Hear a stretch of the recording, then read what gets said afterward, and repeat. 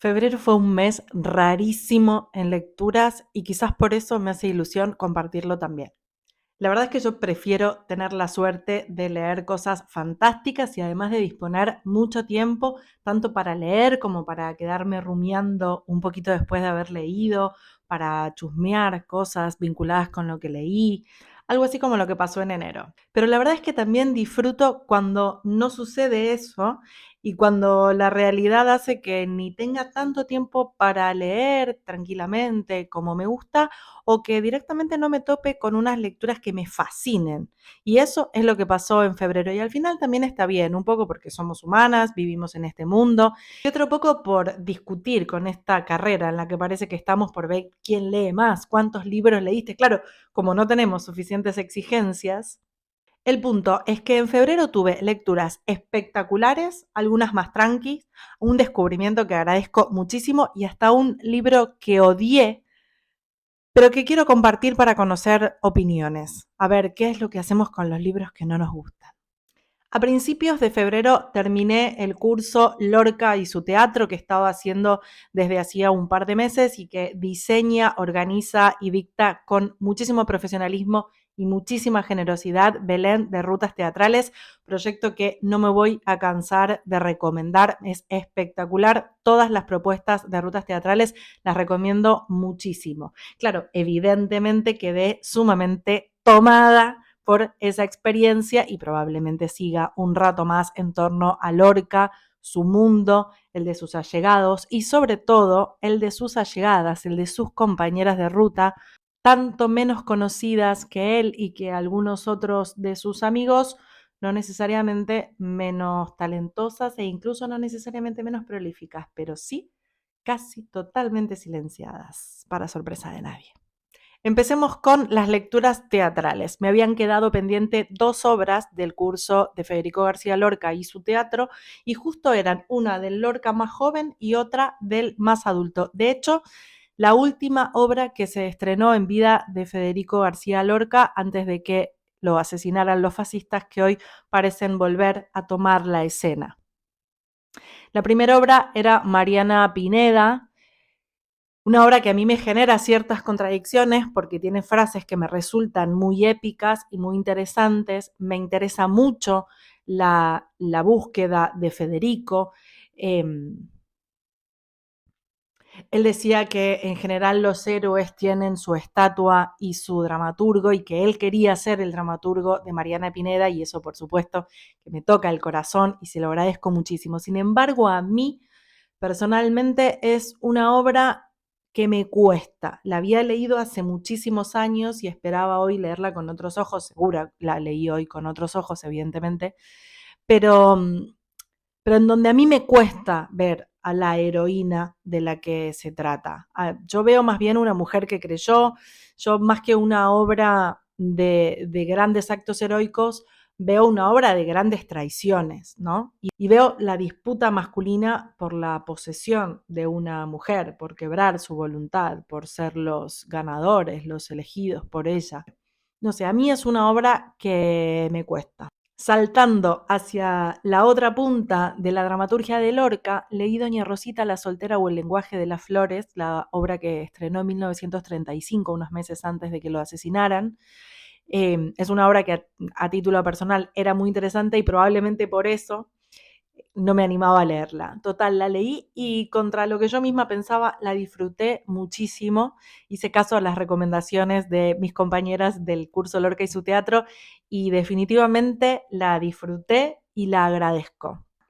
En ambos casos y con sus diferencias absolutas entre una obra y otra, todo me lleva a pensar nuevamente en el rol de la mujer, el rol que tenía la mujer hace nada. Esta obra, Doña Rosita la soltera o El lenguaje de las flores, es de 1935, hace menos de 100 años, 90 de hecho. Hace nada el rol de las mujeres era total y absolutamente accesorio, de total y absoluta dependencia a los designios del hombre. Evidentemente esto me preocupa y no solo por cuestiones sociológicas, antropológicas, históricas, sino por los peligros actuales a los que nos enfrentamos hoy en día. Yo lo tendría muy presente para no dar por sentados nuestros derechos. Saliendo del teatro, pero no del autor, hay un libro que necesito recomendar, que también agradezco a la recomendación de Belén y de mis compañeras del curso Lorca y su teatro, que es esta maravilla total de Ilu Ross. Se llama Federico y es una biografía del autor. Es definitivamente una belleza. Ahora voy a mostrar algunas imágenes de la maravilla que es realmente. Yo soy una adicta a subrayar, no soy capaz de leer sin subrayar, me cuesta realmente mucho y este es un libro tan hermoso que no me animé a subrayar, pero lo llené de banderines porque además tiene frases, ideas y datos que me resultaron muy interesantes. No sé si alguien tiene los mismos prejuicios que yo, pero yo encaré este libro observando evidentemente que era una belleza a nivel ilustración y no esperaba entonces que tuviera un gran contenido a nivel investigación, historia e incluso a nivel relato, ¿no? En cuanto a la forma y a los contenidos y a la forma de transmitirlos. Y la verdad es que me sorprendió muchísimo. El trabajo que hace Ilu Ross de investigación, el trabajo y la decisión que toma de cómo presentar esta biografía de Federico García Lorca, que está presentada con una estructura teatral, con su preludio, sus actos, su epílogo, me parece sumamente acertada y no es para nada superficial, como no lo es su trabajo de ilustración, que realmente es absolutamente exquisito.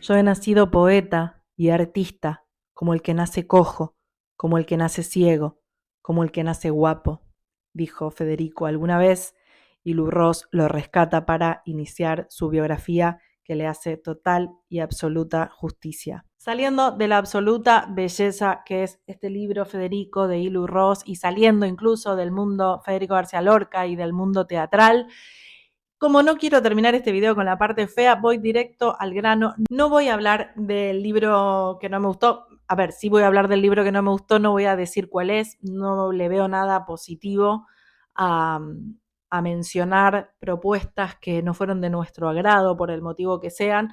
Yo solamente recomiendo cosas que me gustaron mucho. En principio, habrá alguna excepción, no lo sabemos, pero en general intento que sea así en cualquier tipo de recomendación que haga. Pero sí me interesa compartir cómo sucedió este desencuentro con este libro.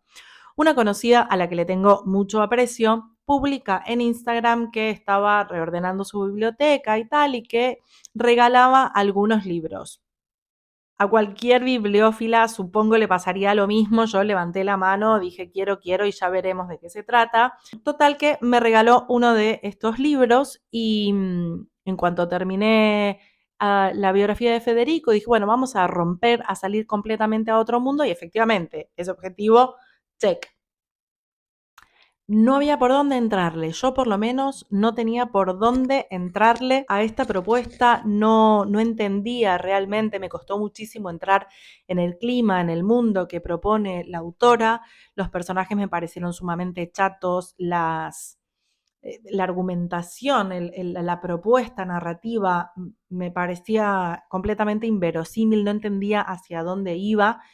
Y a ver, normalmente yo que vivo desesperada con la conciencia de lo finita que es la vida y la cantidad de libros que no podremos leer, cuando algo no me gusta lo abandono inmediatamente sin ningún tipo de culpa. Pero claro, acá se trataba de un libro que me había regalado una conocida. Entonces yo quería saber por qué. A ver, evidentemente no era un libro que hubiera pensado especialmente para mí. Ella estaba regalando algunos libros y yo fui una de las beneficiarias de uno de esos libros. Aún así, quería entender por qué le había gustado ese libro. Y así fue que llegué al final completamente convencida de que en algún momento, así fuera en la última oración, habría un giro que explicaría ese porqué que yo estaba buscando. Total que no lo hubo.